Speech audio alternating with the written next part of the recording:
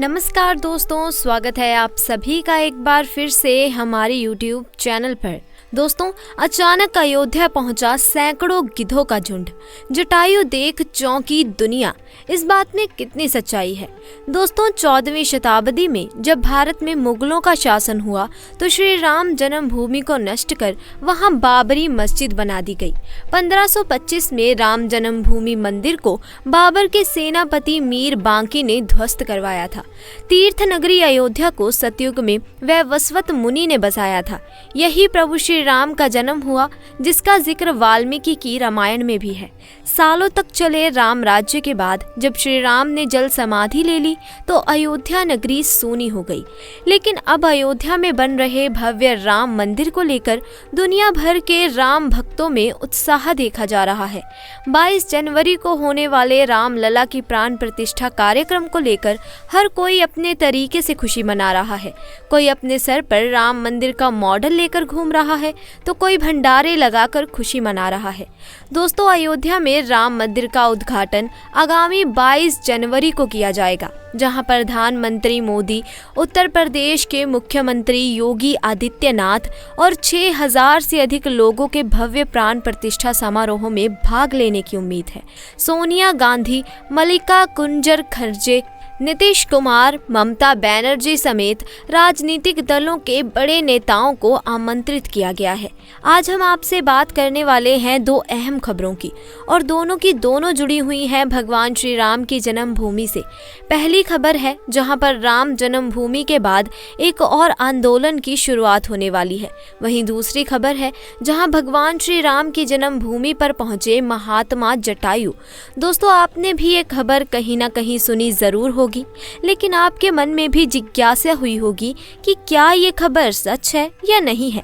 आज हम इसकी विस्तृत जानकारी आपको देने वाले हैं, तो चलिए शुरू करते हैं आज का वीडियो। सबसे पहली खबर पर आते हैं, जो कि आई है वृंदावन से। दोस्तों, जहां श्री राम जन्मभूमि के सवाल पर श्री केशव प्रसाद मौर्य ने कुछ ऐसा कह दिया जिसने भारत में रह रहे मुस्लिम मौलानाओं को परेशान करके रख दिया है। दरअसल ये बात है वृंदावन की, जहां साध्वी ऋतभर्रा देवी का जन्मदिन मनाया जा रहा था, और साध्वी ऋतभर्रा का ये 60वां जन्मदिन था, जिस पर 3 दिवसीय कार्यक्रम था। यहाँ पर देश के गृह मंत्री अमित शाह जी को भी आना था, लेकिन खराब मौसम के चलते वो नहीं आ पाए। इसी बीच में केशव प्रसाद मौर्य जी से एक सवाल पूछा जाता है, जिसका जवाब वो ऐसा देते हैं कि भारत में एक हलचल शुरू हो जाती है। केशव प्रसाद मौर्य उत्तर प्रदेश के डिप्टी सीएम हैं। इस मौके पर जब डिप्टी सीएम से ये सवाल किया गया कि श्री राम जन्मभूमि के बाद अब क्या होगा, उन्होंने जवाब दिया कि राम मंदिर तो बन गया है, अब श्री कृष्ण जन्मभूमि की तैयारी की जा रही है।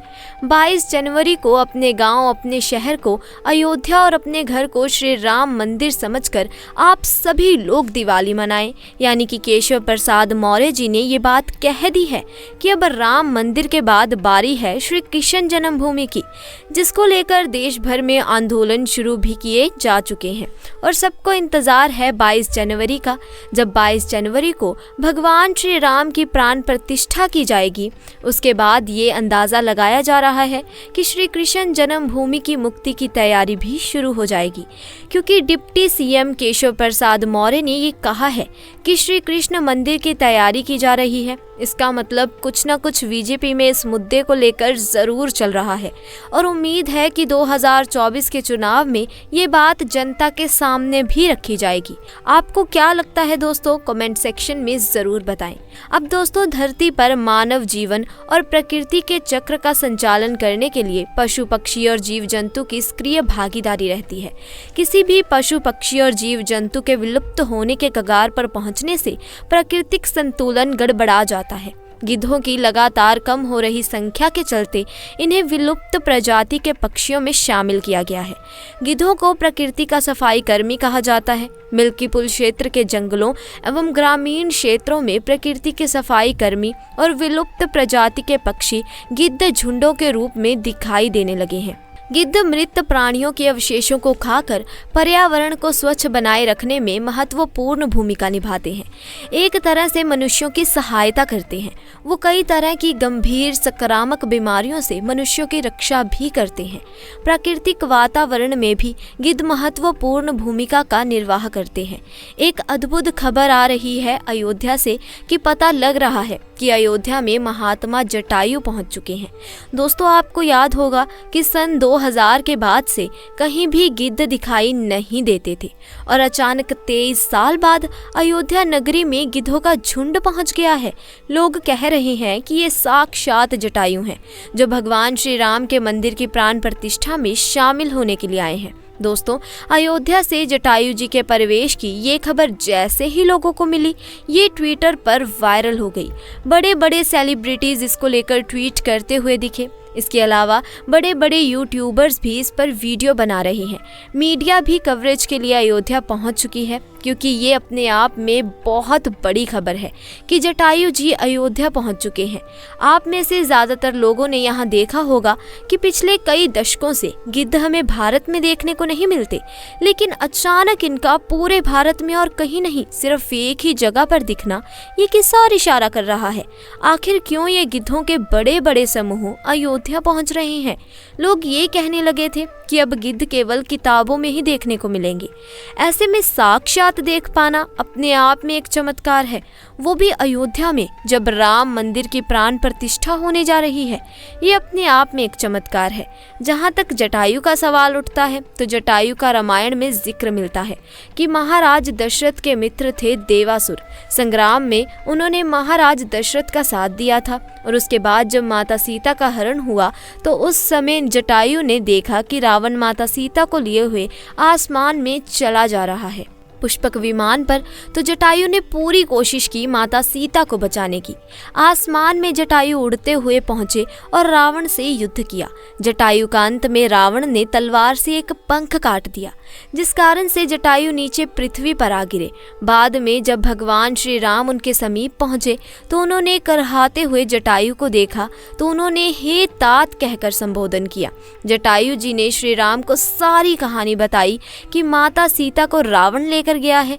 भगवान राम ने ये भी कहा कि हम आपको अमर कर देते हैं, लेकिन जटायु ने कहा कि नहीं, मुझे अमरता नहीं चाहिए, मुझे ऐसा समय दोबारा नहीं मिलेगा। अभी आप हमारे सामने हैं। मैं कितना भाग्यवान हूँ कि आपके हाथों में, आपके सामने हमारे प्राण निकल रहे हैं। अगर अमर हो गया तो दोबारा ऐसा समय नहीं आएगा। दोस्तों, जब जटायु ने प्राण त्यागे, भगवान राम ने अपने पिता की तरह उनका अंतिम संस्कार किया था। तो आज लोगों को ये आश्चर्य हो रहा है कि जो गिद्ध लुप्त हो चुके थे, यहाँ तक कि सरकारी दस्तावेजों में दर्ज किया जा चुका था कि गिद्ध एक लुप्त प्रजाति है, लेकिन अचानक से 23 साल बाद अयोध्या में प्रकट होना जटायु का, ये बहुत बड़ी बात है और किसी चमत्कार से कम नहीं है। अयोध्या वासी भी ऐसा मान रहे हैं, यानी कि जिस प्रजाति के बारे में ये दुनिया ये मानी बैठी थी कि ये प्रजाति अब दुनिया में एग्जिस्ट ही नहीं करती, लेकिन भगवान श्री राम की महिमा ऐसी है कि जैसे ही राम मंदिर की प्राण प्रतिष्ठा की शुभ घड़ी आई, न जाने कहां से जटायु महाराज स्वयं साक्षात अयोध्या में प्रकट हो गए।